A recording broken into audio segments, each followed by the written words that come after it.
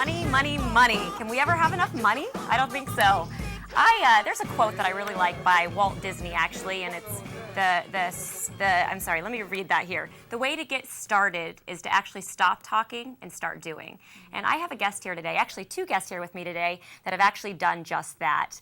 We have Donna Johnson here from Cave Creek. And Donna, you are a self-made millionaire. I am. And then we also have Maureen Mulvaney. You also go by MGM. MGM. Love the acronym, that's cute. And Maureen, you wrote a book. You're debuting 21 women across the country that have actually made $1 million.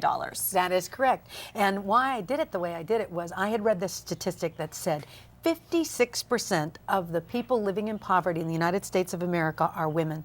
I was shocked by this, and I thought there's got to be a way to help women to become millionaires, to be financially free.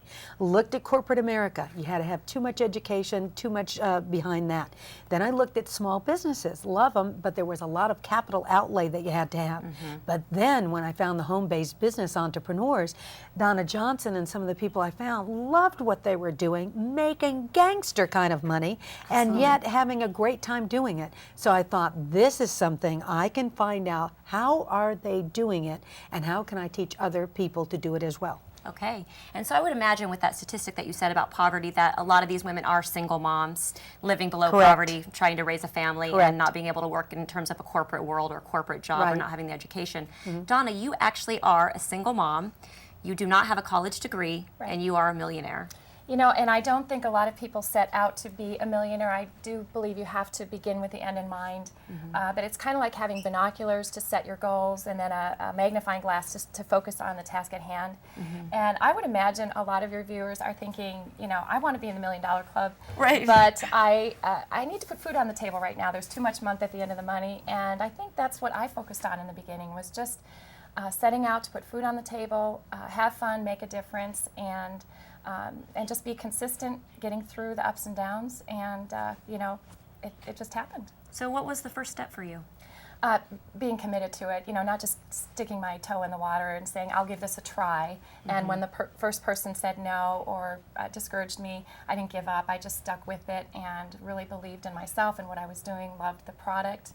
I'm a part of direct sales network marketing, so if you love what you do, you never work another day in your life. And one of the things that was in common between all of these women, it was not luck, because people say, oh, they're so lucky. Oh, it must be karma. Oh, it was because they had the success gene. Well, honey, they didn't come popping out of their mama with that success gene. It was exactly what she said. The first ingredient was, I decided. They didn't try, they didn't do their best, they decided, which was a commitment. So one of the very top secrets in the book is you have to decide. And once you do, everything else falls in place.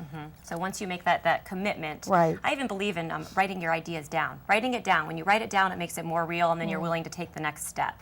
So can you tell us a little bit about some of the other women in this book that were successful in their millions? Well, they all came from the home-based business industry, and like Donna said, what was so exceptional about that, why this made so much sense, was it's such an even playing field. In the corporate America, we still lag behind. Women make less than men. Absolutely. In the home-based business industry, it's exactly even, so that we have the ability to have an even playing field.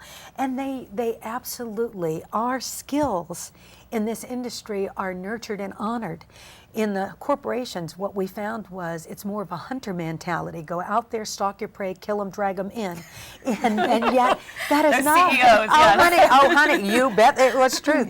But when I found Donna and the 20 other millionaires that I interviewed, not so. It was absolutely, they were more farmers. They loved to select, prepare, nurture, and grow. Because when you have an all-volunteer army, you can't demand and command. You have to motivate and inspire. And if that's one thing that Donna and the other women are exceptional at, is learning the leadership that uses the feminine skills that we nurture and grow. And so that's why it was so powerful. And you know, this makes me think too, you know, during this economy, during this this recession, if you will, this seems like a much safer way to go in terms of not having that startup cost, not having that overhead. I mean, it seems like businesses are closing their doors nowadays because they can't pay their overhead. Well, I would imagine you have very little overhead with a home-based business. Absolutely, Angela. And we talked about this earlier. The perception for women working from home is maybe that they're fulfilled, but they're not making money. There are women making money. We're just not wearing banners saying, hey, I'm a millionaire. Right. And I just think that people are looking for a plan B. They're looking for ways to supplement their income. Absolutely. And I'm with Arbonne. You can actually start your business for under $500, so your risk-reward ratio is very low. So if you're coachable, add value to other people, you know, people just want to have fun, get together, cocoon. Right. Most companies have great specials. We have an 80% discount when you host. We show people how they can make money instead of spend it, so there's lots of options. Right. So that fear that people feel in this economy either paralyzes you or it propels you. And I just tell people, be a part of the solution and not a part of the problem. Right, exactly. Yeah, that's a great advice. I agree with you 100%. It can take you under or it can propel you into the next level. And where can our viewers find your book? Well, our book is, we're having a big book launch, and we want your viewers to have the option to go to www.womenjointheclub. That's Women Join the Club. And if they do, on March 17th, the book will be available. They will get, usually it's $24.95. Your viewers will get a discount, and it will be only $14.95. Okay. Plus, they will get thousands of dollars worth of pot of gold bonus gifts because it's St. Patrick's Day. Okay. And so we want them to join the club and be part of it. So womenjointheclub.com. Womenjointheclub.com. You can get yours. Okay. Quickly, what's one thing you'd like to tell our viewers if they're interested in possibly starting their own home-based business? I think that if they your thoughts drive your beliefs and your actions. If you think that this is a great economy, that you have products and services that others, it will attract other people that have that same thinking. Absolutely. And so it's the thoughts that drive the behaviors and the actions. Okay, so think positively. Thank you, ladies, for being with us today. You were very impressive, and I love the information that you gave us. I think there's a lot of women out there that could definitely benefit from something like this. So thank you so much. Thanks, Thank Angela. you. Yes, thank you. Okay, stay tuned. Next, we are talking about weight loss.